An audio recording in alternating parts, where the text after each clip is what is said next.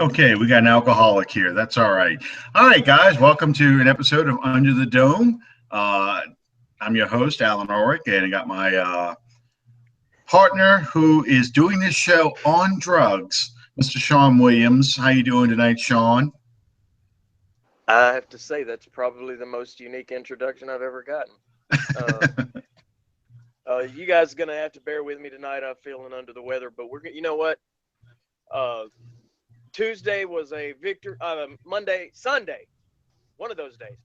Yeah. Sunday was a victory Sunday, so that means that Tuesday night is a Victory Under the Dome podcast. We want to thank Fan First Productions for sponsoring us, and you guys follow us and subscribe to us on both iTunes and YouTube. And right now, I have the pleasure of introducing a guy that I met about 6 months ago. He is a San Francisco 49ers journalist for ProFootballSpot.com. His name is Mitchell Blahut. He's going to be our guest tonight as we prepare for the 49ers coming up this Sunday as we travel west. Mitchell is 22 years old and is a student at West Virginia University. He was born in San Francisco, and to quote him, he's been a 49ers fan since birth. At West Virginia, he's studying sports broadcasting, and he's minoring in communications. So without any further ado, Mitchell, welcome to the show, brother. Thank you for having me. All right, Mitchell. Let's start with the most basic question, I guess. You guys have a new coach in Chip Kelly. He built a great program in Oregon. Tried to import that in the NFL with the Philadelphia Eagles. Didn't go as well as he would hope. He was let go last year from Philadelphia. You guys, on the other hand, y'all came off a very successful Jim Harbaugh era. Then you had the 1 year where things seemed to have fallen apart, not just because you had a new coach, but also because so many players had decided to retire for various reasons. Very good and very young players, too. Chris Badano is one of the ones I think of right away. The 49ers are right now kind of a team in transition. I know they're struggling right now. They just made a quarterback switch last week to Colin Kaepernick, back to Colin Kaepernick. So why don't you give us a feel? What is it like in 49er land right now? I'm just really not trying to or anything like that. But overall, it's a definite different feel than it was about 4 years ago when we were an NFC Championship favorite every single time, or Super Bowl favorite. And the reason mostly for that was definitely the shift from Jim Harbaugh to a guy like Tom Sula. Just went away. Guys like Willis, Joseph Chris Ford, Alden Smith got cut after his pass. Just a number of big players, guys that would be future Hall of Famers, all pros, that sort of thing. And it was just on the in the front office overall. I mean, Jim Harbaugh and Jackie Mark and general manager involved. Escalated so quickly to the point where Jim Harbaugh just eventually had to leave and go over to the University of Michigan, where he was very but fast forwarding to the Kelly era right now, it's not a matter of him being bad like a head coach or anything like that. It's just a matter of, at this point, the front office is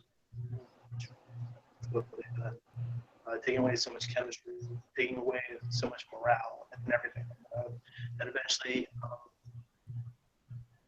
pointed to this now 1-6 record, like currently. I wouldn't say a good passing attack, but it was manageable. It was good. We had a solid thing going on with Alex Smith and Colin Kaepernick. Right now we're dead last in that. We're also dead last. And this is coming in at Chip Kelly. offense where, that sort of stuff shouldn't really be happening. As of right now, we're 4th in rushing yards, so there's something good on that end. At the same time, we're 22nd. As far as defense goes, we can't defend rush. We can't score anything. We still also haven't put up at least 3 points once the season either. It's just been a lot of changes that need to happen earlier in by next season. Really. Would one of those personnel changes, would, in your opinion, should that? I'm trying to put this delicately because I've talked to other 49ers fans as well. In terms of changing of personnel, in your opinion, would it be in the best interest of the 49ers to move on from Kelly?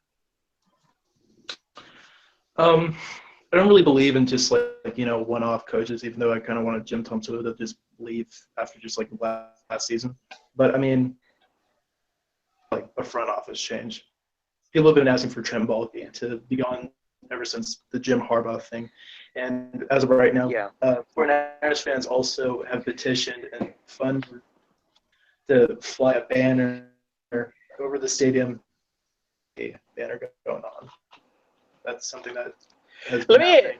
Let me ask you this, Mitchell. I've seen several memes, and I know that these things can be generated just about any way that you want it to.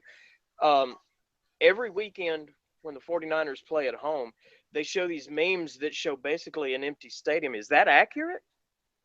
It is accurate. Are these guys are playing to an empty house? It's true, and not only that, but a lot of people just stay indoors because there are a lot of people who go into the stadium so that they can pitch their ideas for startups because they're in the Santa Clara area where going up. Yeah. Good Lord, it sounds like an airport. In your opinion, who's the GM? Baalke? Yeah, Trent Baalke. Okay, if you're Trent Baalke, or if you're him, what do you do with Colin Kaepernick the day after season's over? Well, they restructured his contract so that it's a 1-year deal, and I forget, was it a player option that I have on him? Basically, they restructured it. There's no more added years. Season, he can just go to a different team. This is basically an audition season for him at this point. But so far, I feel like the team is going to be looking for a quarterback in the draft at this point. We might be in that battle for the number 1 overall pick with the Browns at this point. I agree.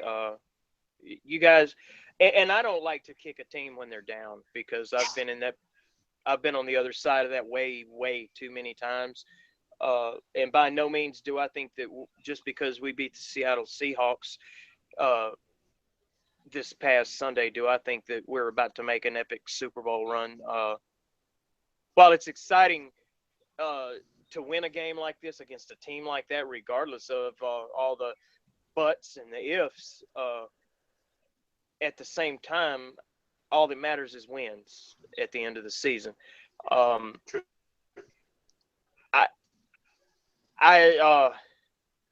be honest with you. To me, I've supported Cap from day one. I would have much rather faced Kaepernick than Alex Smith in that epic 2011 playoff game. Sure. Which coincidentally did not work out in our way. But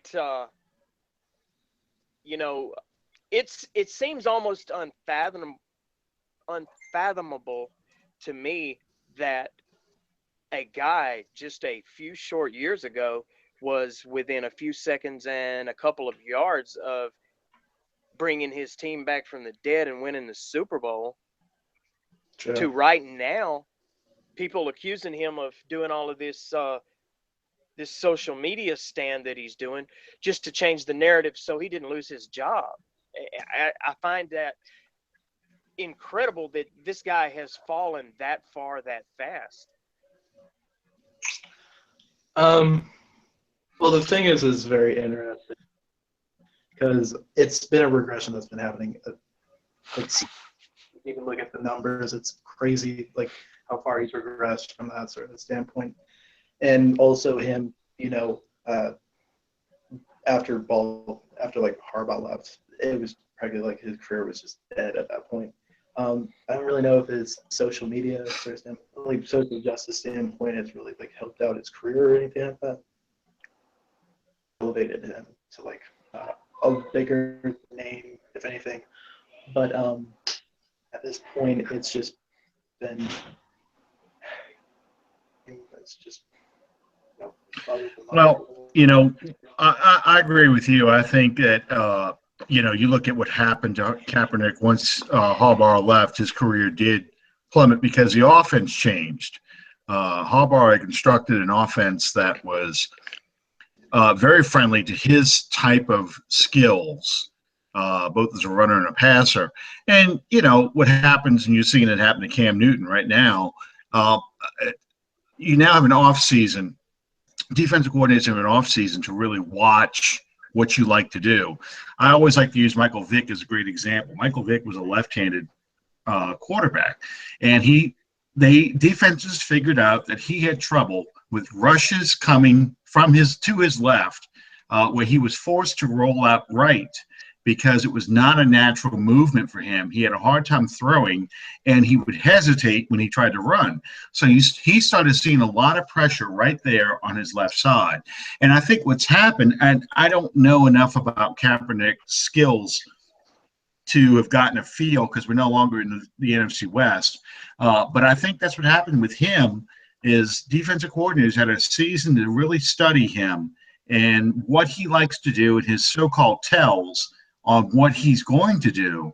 And that's why you start to see that regression because now it's up to Kaepernick to come up with or raise his level of play, come up with new skills he can show, maybe as a passer, maybe with the read-run option, the jet sweep, or whatever plays that he likes to run. And, when you send Harbaugh out and bring in a new head coach, and now you've got a second one coming with Jim Kelly, it's now become a different kind of system where he has to learn all over again, and it may not be playing to his strengths. So I agree with you. I think they are going to be looking for a quarterback in the draft, and unfortunately, this looks like it's going to be a pretty bad draft for quarterbacks.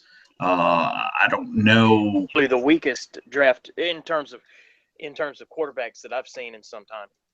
Right, and I don't know what kind of quarterback Chip Kelly best uses. You would think Kaepernick would be a good fit because he's a mobile quarterback, but I think he also likes a quarterback with a quick release that is very accurate, like you see with Marcus Mariota. So it's going to be interesting to see what happens with the 49ers this year. What are the odds that the 49ers go ahead and release Trent Blahut? I just butchered his last name. I'm sorry. Sorry, Aaron. But what are the odds that they're going to release Trent as the GM? They're very high, really. I mean, he's on the biggest hot seat, the hottest hot seat there is right now. Yeah.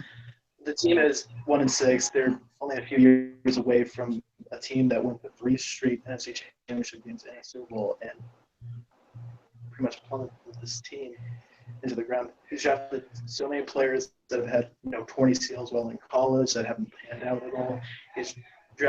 A lot of his drafts have just been awful, including the 2012 draft where he drafted a guy like A.J. Jenkins at wide receiver over a guy like Alshon Jeffrey. I'll never forgive him for that.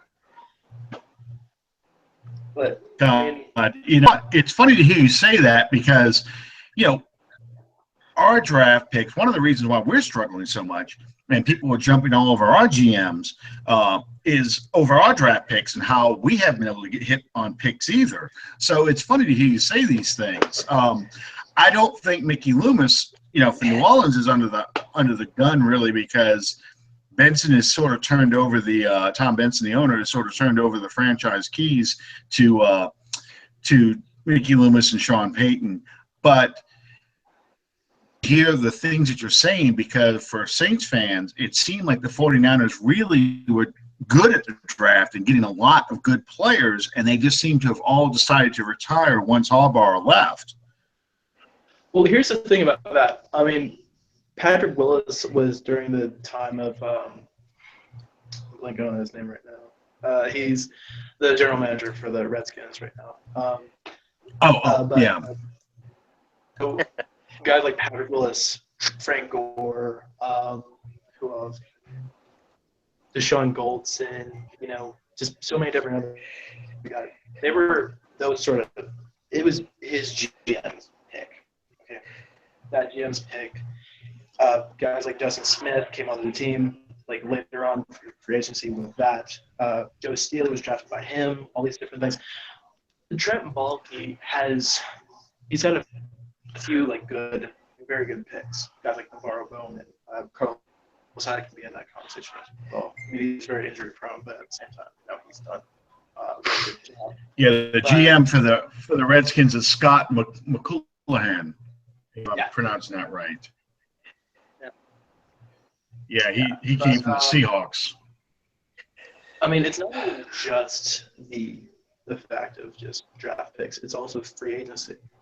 I mean, you name another free agent a big free agent that we got for free agency besides Torrey Smith.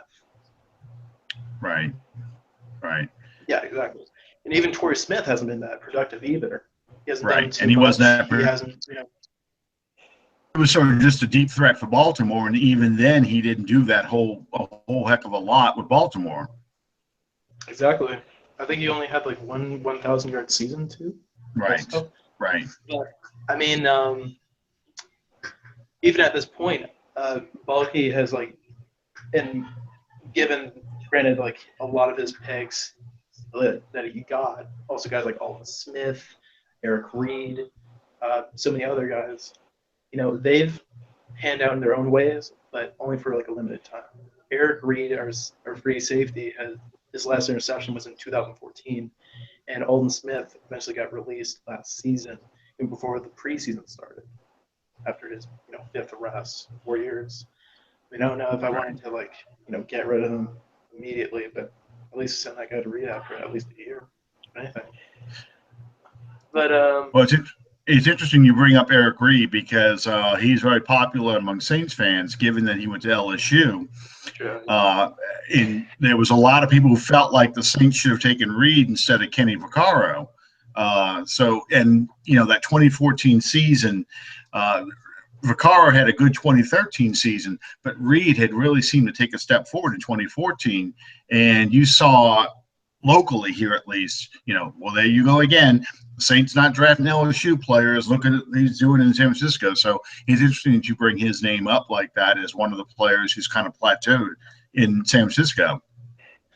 He has a bit. I mean, he's struggled in some forms of coverage. I mean, there are times in which he'll look lost. He won't bring safety help over. He won't do these sort of things. If anything, he's been a very good safety at hitting guys. Yeah. That are hard hitting safety, and he has been a cover safety recently. But I mean, I'm not really putting that on him. I mean, I feel we could have a better success in the cornerback position. At this point, we're starting Jimmy Ward and Rashard Robinson, who I like both of them, but they're not very high profile names yet. They're not somebody big like a Revis or a Xavier Rhodes or anything like that. How would you describe the 49ers secondary as far as facing a good passer like Drew Brees with a lot of offensive weapons? What is that? Is that going to be ugly for the 49ers, or? Well, the thing about it is the Saints receivers, they've got a lot of weapons. I mean, not just in like the tight end spot with Cody Fleener, but they also have Brandon Cooks, Michael Thomas, who's having a great rookie season. Also, 42 catches for 500 yards and what is it, 3 touchdowns or something like that. Yeah, and Willie Snead, who's also a big name. Also, he's been really good. But as far as Drew Brees goes, it's going to be the 49ers passing defense is actually ranked 8th. So that's going to be interesting to watch right there. Absolutely. I can definitely see a lot of moments in which Drew Brees will, bait the defense with some play action and that sort of stuff. But I feel like there's going to be a lot of big matchups like across the board with a lot of the receivers and the cornerbacks. Guys like Jimmy Ward going against like Brandon Cooks or Willie Snead, as well as like our rookie Rashard Robinson, who's coming back from injury, and he's going to go up against somebody like Michael Thomas. That's going to be a good rookie-to-rookie matchup right there. Mm-hmm.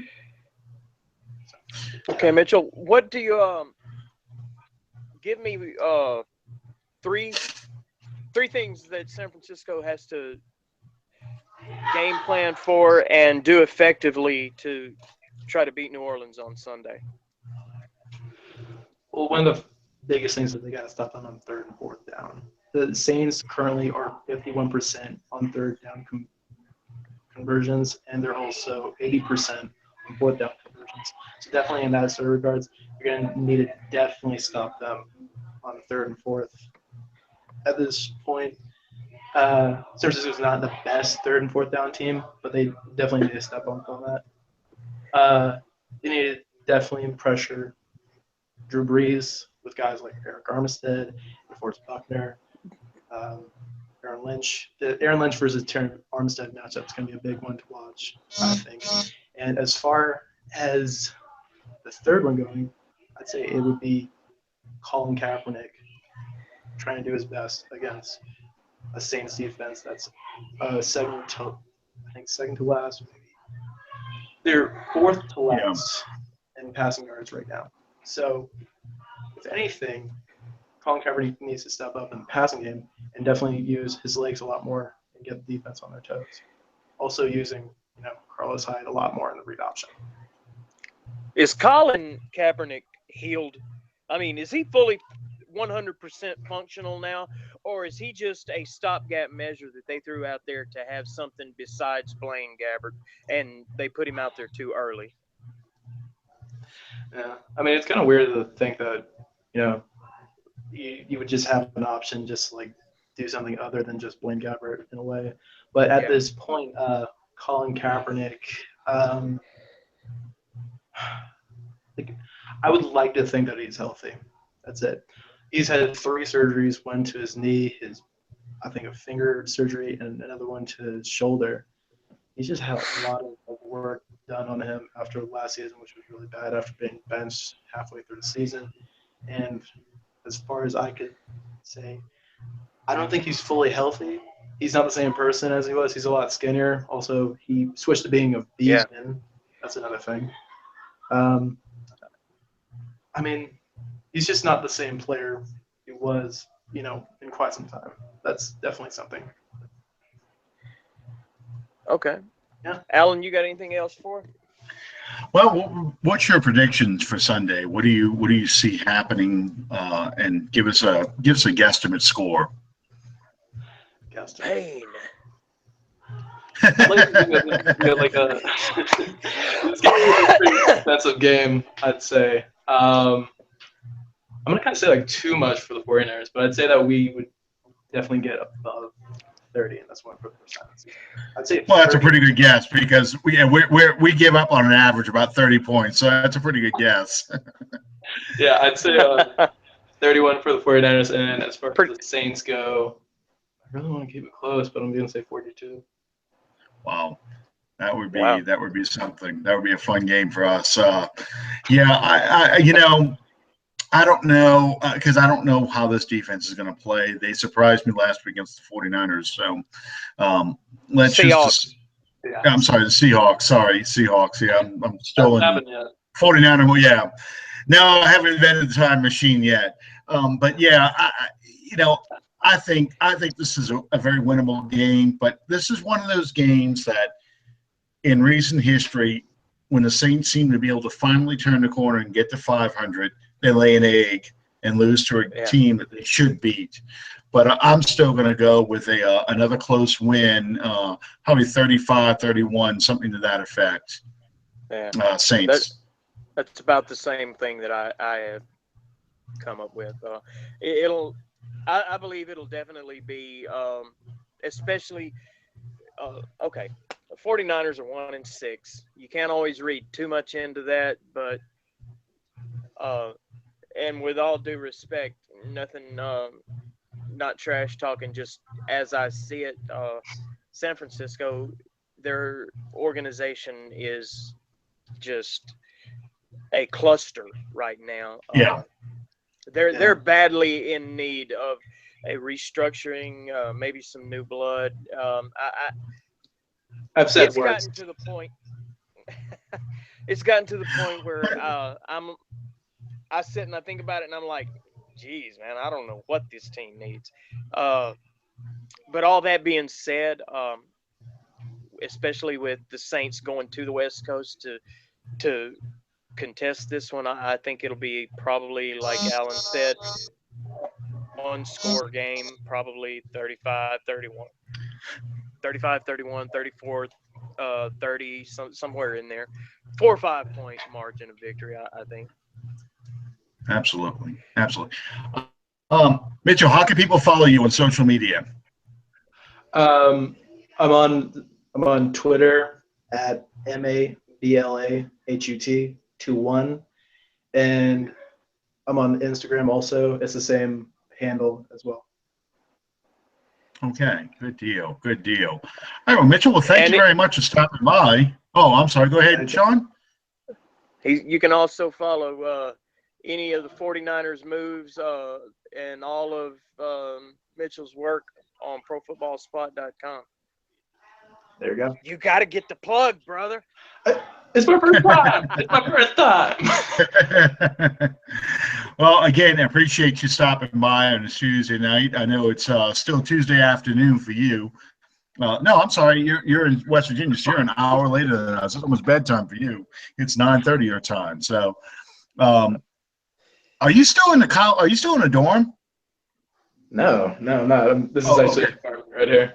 Okay. Yeah. Okay. Well, awesome. Okay. There you go. All right. Well, Mitchell, thank you again for stopping by. Anytime, man. For joining us. You guys tune into Mitchell, a very talented young man, very good writer, and someone that I feel incredibly blessed to call my friend. Thank you, Mitchell. Thank you, Mitchell. Okay. All right, Sean. You want to Moving talk right about? You want to talk about the Seahawks game now, and we'll go over Squidward over there at the 49ers later. I've seen people talk about this. And we message back and forth every day just about. And I have intentionally kept myself from asking you this question. And I have been just about ready to die to ask you.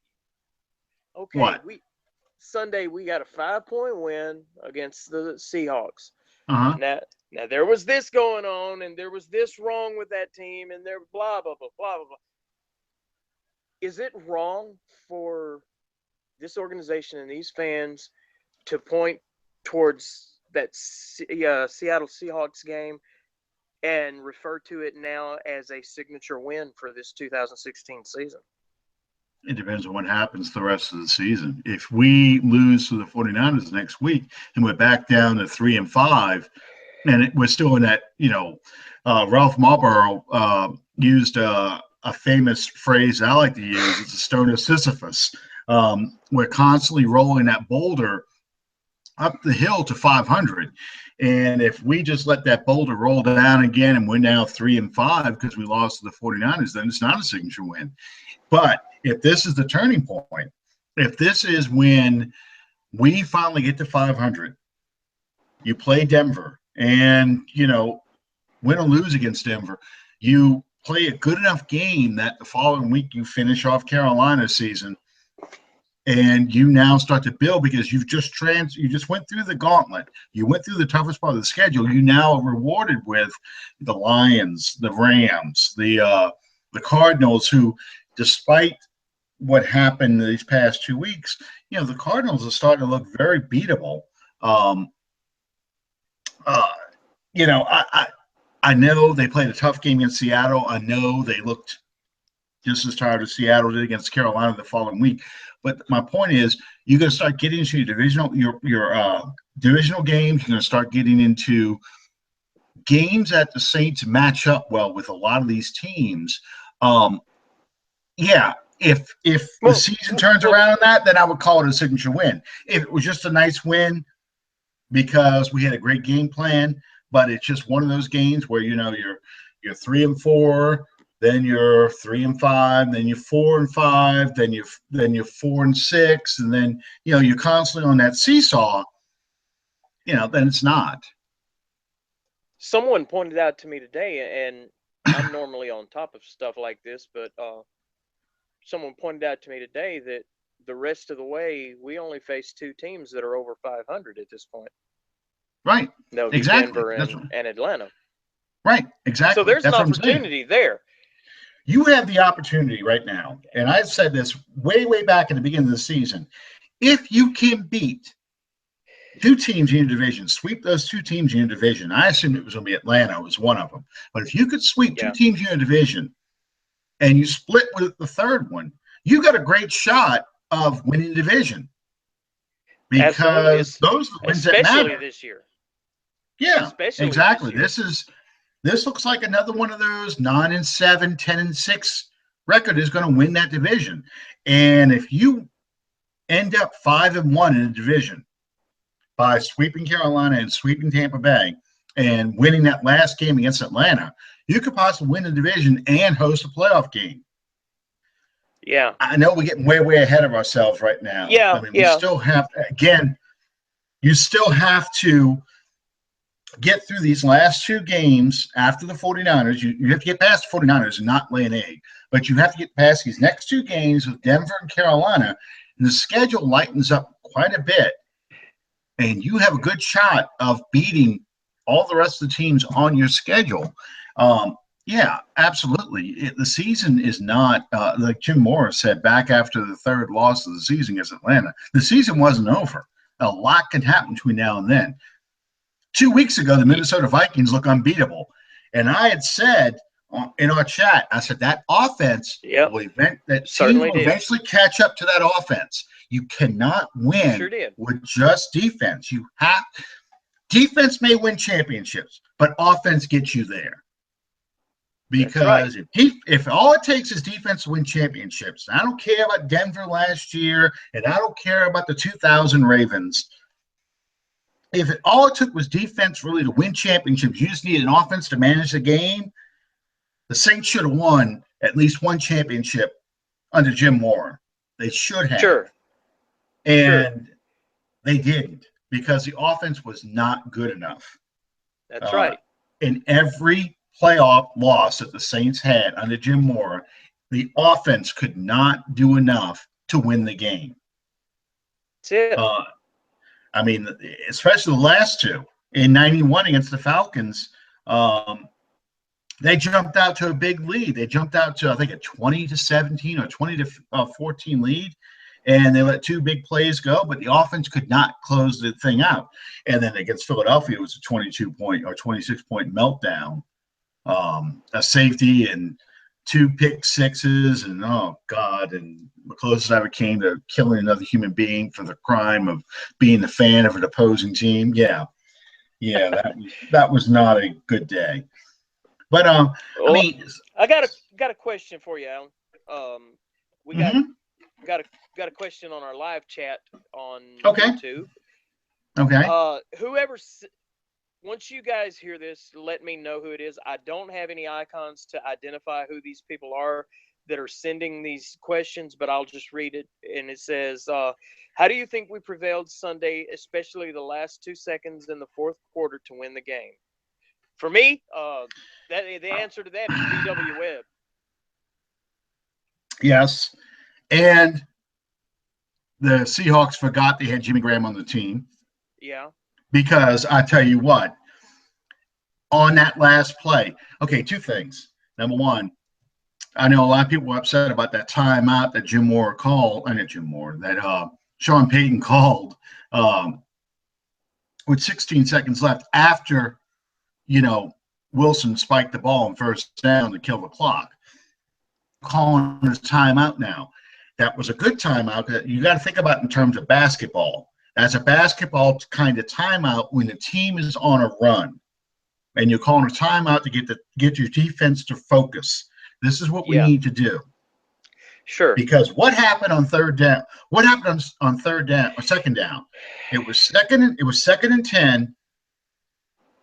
Wilson throws that ball right down the middle. Now we are guarding against the sideline, so they can't stop the clock. And we tackle the guy short, 2 yards short of the first down. So it's now 3rd and 2, and Wilson has no timeouts. 16 seconds, that clock is running. He throws the ball into the ground, so now it's 4th and 2, and it's 2 seconds left. That was a huge play. That was an enormous play. Absolutely. I agree 100%. But you still have time for one last play. Who's your best player to run in a goal line situation? Well, it should have been Jimmy Graham, because he's a matchup problem for the Saints defense. Nobody can match up against him properly. Jimmy Graham's a nightmare for just about any defense he goes up against. He is. When he's used properly. Right. You can say, okay, I can put my number one corner on him, and probably if you had Devin Breaux out there, Devin Breaux probably would have been able to handle Jimmy Graham. But he's not out there. You've got B.W. Webb. You've got Ken Crawley. You don't have a guy who can really handle Jimmy Graham. And the safeties, none of them can handle Jimmy Graham. Kenny Vaccaro is a hitter. Yeah. He's not a cover guy. He can do some coverage, but not against a guy like Jimmy Graham. And certainly none of the linebackers could cover him. So my thought was, all right, where is he lined up? Well, he was lined up inside the traditional tight end spot. And I said, that's a mistake. He should have been lined up outside as a receiver, because you could throw it up high, let him come down with the ball. They didn't even try that. They sent Graham out on some little flat route somewhere, and that was going to curse all the way. And Wilson just put way too much air under that ball. As soon as you let it go, I said, man, that's too far. That's going to be a hell of a catch if somebody can get both feet down. And obviously, B.W. Webb made a great play and shoved him as he's up there getting the ball, and he comes out of bounds. But, I mean, my thought at 2 seconds left, it's going to Graham. Graham's going to win this game for the Seahawks, and it's going to be a miserable game. That was my thought. Whenever Lutz kicked the field goal to put us up by 5, this sounds kind of corny, but in my mind's eye, I could see him 3 passes to get all the way down the field, all 3 to Graham, and then as time expired, hitting Graham for the winning touchdown. I could see that unfolding in my mind, and they never used him. Ralph Mulborough had to eat cat food because of that. When they went to overtime against Arizona a week prior, during the overtime period, Russell almost exclusively used Graham, just boom, boom, boom, and they're 1st and goal from the 1 yard line. And by the way, that question came from Jerry Jr. from Gulfport, Mississippi. Thank you, Jerry, very much. Absolutely. That game. Jerry Glenn Poire. If I'm mispronouncing it, I apologize. Well, I kept saying the whole time. I kept saying the whole time that I wanted that touchdown because 9 points would have put this game away. I wasn't upset with them going for 2 because that's the case of it's a no-brainer. You go for 2 because you either up by 5 or up by 8. Yeah. Either way, you're in a good position that you can. I'm sorry, up by 7. You know the best they can do is tie. You're in a good position to win the game. You know, so if you didn't get it, it didn't hurt you. There was still plenty of time, you know, that you could do something with that. You know, I was more upset with the sack on 3rd down, although I understood why Breeze took it. Yeah. You know, let him take the sack. We're in field goal range rather than try and force a pass. It could be a turnover, and the Seahawks get the ball back. And we get no points out of the drive. So, I mean, I understand all these things, and the Seahawks went for broke. They really did. But, yeah, if Graham would have caught a touchdown pass to win the game, people would have gone back and looked at those 2 4th down, goal line stands where we could not get in the end zone. And said, you know, you set up for field goals instead of touchdowns. That's why you lost. And been wondering why didn't Kuhn get the ball? Why didn't you try different things? That was what I'm sitting there going, oh my God, you've got probably one of the most effective short yardage guys in NFL history, and you're not using him. Here's the thing I saw, though. Seattle's defense is very fast. They were filling those gaps so fast. And you just if you go back and look at the film, look at the white shirts moving the line of scrimmage back on short yardage because they know it's coming. If you're going to run Kuhn in short yardage, you almost need him. You need to spread him out a little bit and have him kind of do like what they tried to do in 2-point conversion play with the tight end Fleener. You know, kind of that, you know, little shovel pass inside, quick hitter. But I mean, that's a good example. You know how fast that defense was. The hole was there for about a half a second, and then it got filled. And that plays right into Seattle's strength. That's why they don't give up a whole lot of touchdowns, you know, on short yardage. It's just that's their strength. Okay. Well, now let me ask you this, and this is something that I don't want your canned answer as a Saints fan. I want the professor answer, if you will. Is there any validity whatsoever? Because I know what my answer is based on what I saw and what I heard from many different sources on Sunday. Is there any validity whatsoever to Richard Sherman's rant on Sunday that the officials were calling in favor of New Orleans? I wouldn't say they were calling in favor of New Orleans. I would say that he has valid points about some of the calls not being good calls.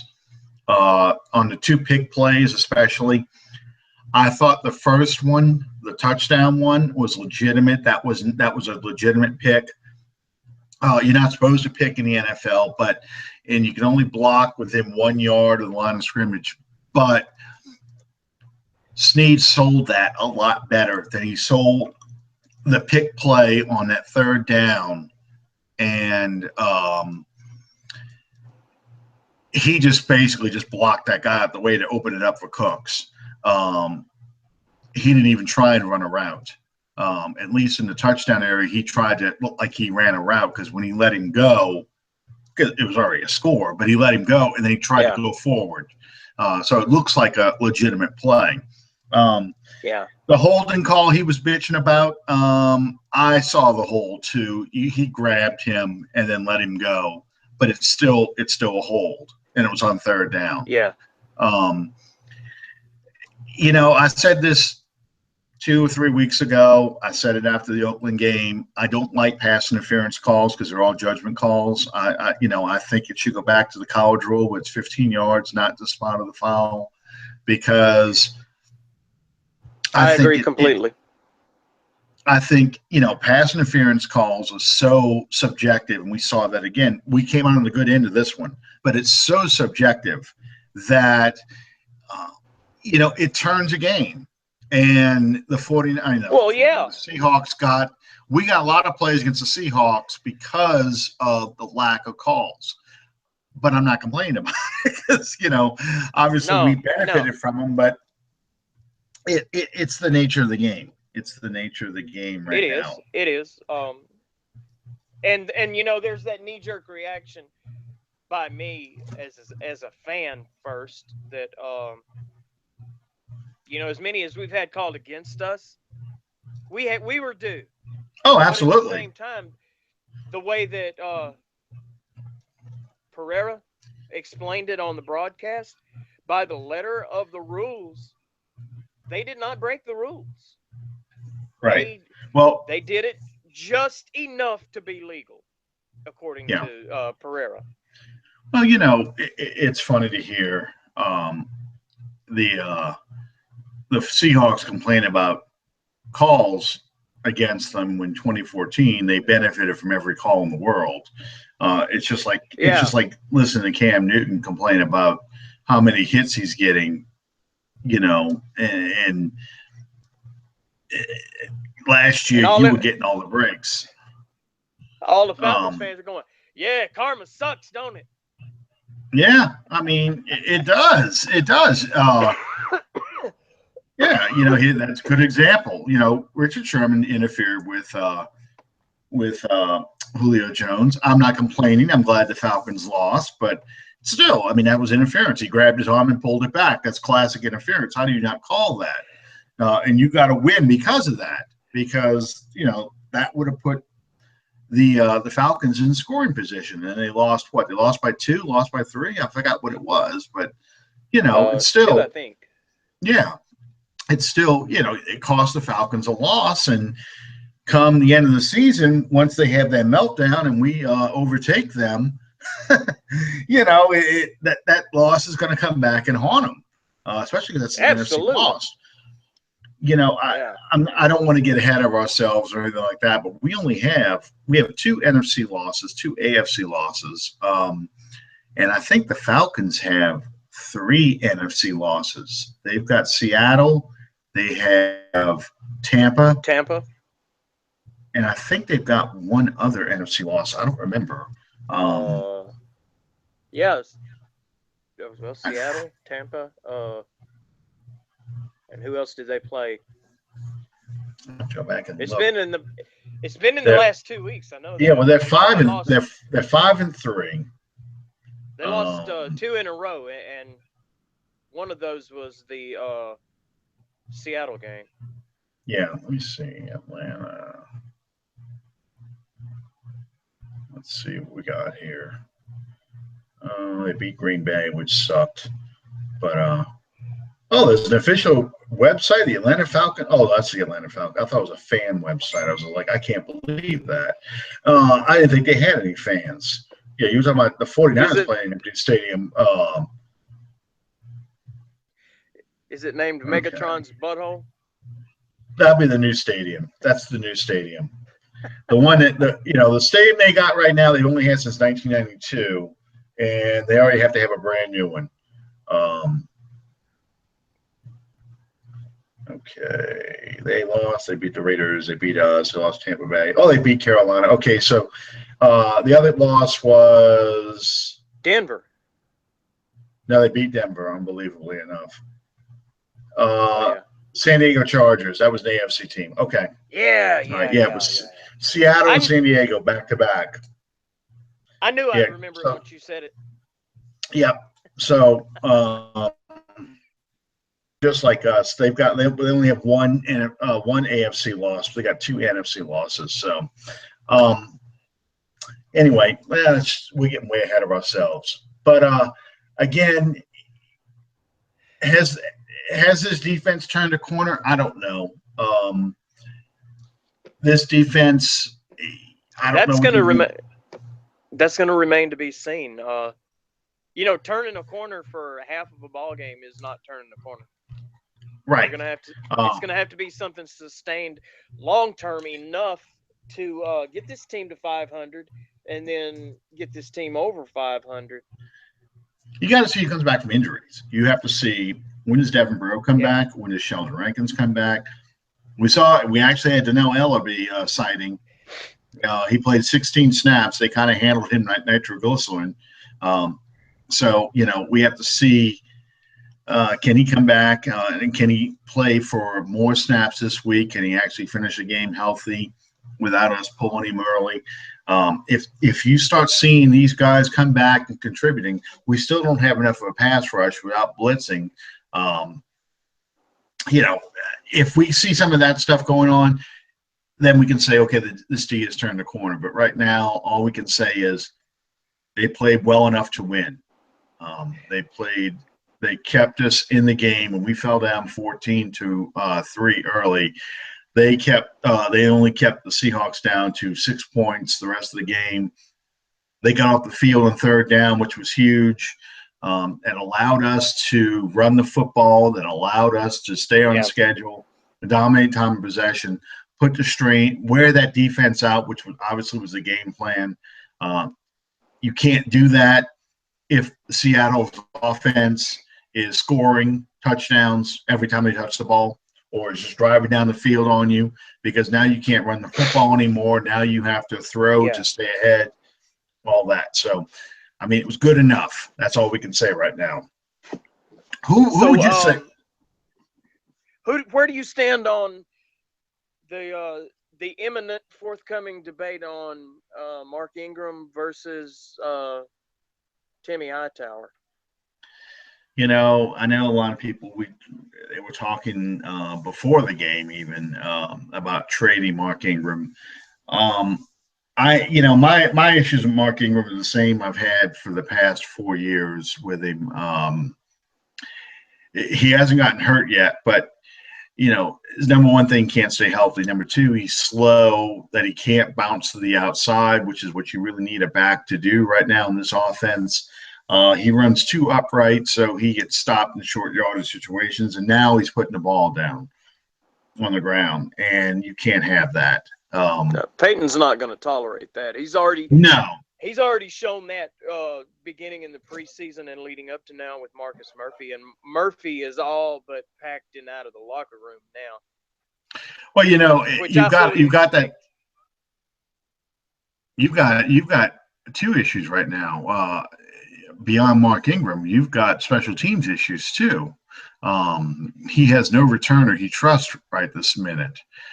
People wondering why Jarius Byrd is out there returning punts is because he knows he'll catch the ball and hold it. He'd rather have Jarius Byrd fair catch every punt than risk somebody putting the ball back on the ground again, which you've seen twice. Now, one he was run into, but you've seen twice out there with Tommy Lee Lewis. So it's and Marcus Murphy, he has no confidence in whatsoever to do anything right. Well, those are all those hidden little intangibles that we're going to have to well, for lack of a better term to use, to turn that corner, to get the special teams play, like we had Sunday. And despite what Richard Sherman or Pete Carroll would have you believe, I think that the Saints played almost mistake-free ball Sunday.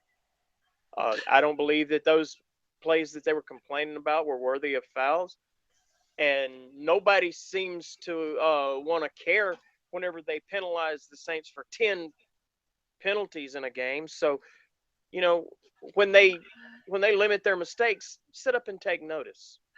You have a young team, and we're touching on this a few minutes ago. With Tommy Lee Lewis, for example, he is an explosion waiting to happen. If he gets the ball and he gets a crease, he's going to go a good distance, if not score. Sure. But at the same time, you are holding your breath every time the ball comes to him, because he could just as easily put the ball on the ground. And now the punting team has first and goal because he's fumbled or muffed the punt. So, you've got to get past these jitters, and there is no solution. It's the kid has to start making better decisions, has to show better ball skills.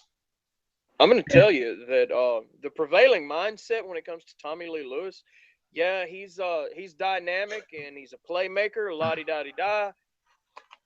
bottom line, he's still a small guy in a big man sport. Yeah. And there's only a matter of time before that. Let's see, what's the word I'm looking for? Before that catches up to him. Yeah, I understand what you're saying, but the problem is you lack playmakers as a returner. He has potential to be an explosive returner, a la Michael Lewis, a la Tyrone Hughes kind of player, where he can take the ball the distance if he gets a crease. Just the problem is you have no confidence whatsoever that he is going to handle it properly. And that goes back to what started this conversation, Mark Ingram. Mark Ingram is your best running back on the roster. I know Hightower got 100 yards yesterday or Sunday, and I know Hightower hits the hole faster, falls forward, does all the little things that a running back is supposed to do. But talent-wise, Ingram is the better back. It's just Ingram doesn't show it. He's not giving you what you need out of him. I sat down the other day, and I could legitimately make an argument for either Ingram or Hightower to be number one on the depth chart, and I could do just either one equally as easy. Personally, I think that at this point, probably Hightower would be the more effective of the two. He's more effective right now, absolutely. He is more effective. But, there again, we're talking about a guy that's one hit away from being on the shelf again. And anytime these guys that go out for 3 or 4 seasons to rehab an injury, that's got to be a consideration. Well, and if you base your offensive game plan around that, when you lose it, you're going to struggle. Hightower is not as good of a pass blocker. He's not as fast as picking up the blitz. He is not. That's why you saw Lasco out there quite a few times Sunday, especially when like an obvious passing situation. They put Lasco back there to kind of pick up the blitz more because he is showing more skills at blocking than Hightower. Hightower kind of tips you off his running. And one last thing about the running backs and so forth. A lot of talk right now has been about the screen game and how come the Saints can't run a screen pass anymore when that was probably one of the best plays we ran the entire time Pierre Thomas has been here. But even when Deuce McAllister was here and, Reggie Bush ran it well, Pierre Thomas ran it well, Darren Sproles ran it well. It's there's so much that goes into this, and they're talking about, is there a tell that's telling the offensive, and then go out to form the screen. And I think they're not getting out fast enough, so they're just pulling right away, which is telling the defense screen, and that's how they're disrupting the screen pass because they're not coming at Breeze anymore. They're following the offensive lineman to set up when they're trying to set up for the screen. Especially, you've noticed you start seeing Unger trying to pull for that screen because of injuries to Armstead and injuries to Pete. And Evans is not the guard he used to be. That's where I think the problem is on that. And I think that's also playing into the ineffectiveness of the running game, too, for Ingram at least. Okay, as we draw things down for this week's edition, Alan, do you have any extra point for this week? I really don't. It's just a little thing. Cam Newton is on TV whining about getting too many hits. And I kind of touched on this earlier with Michael Vick.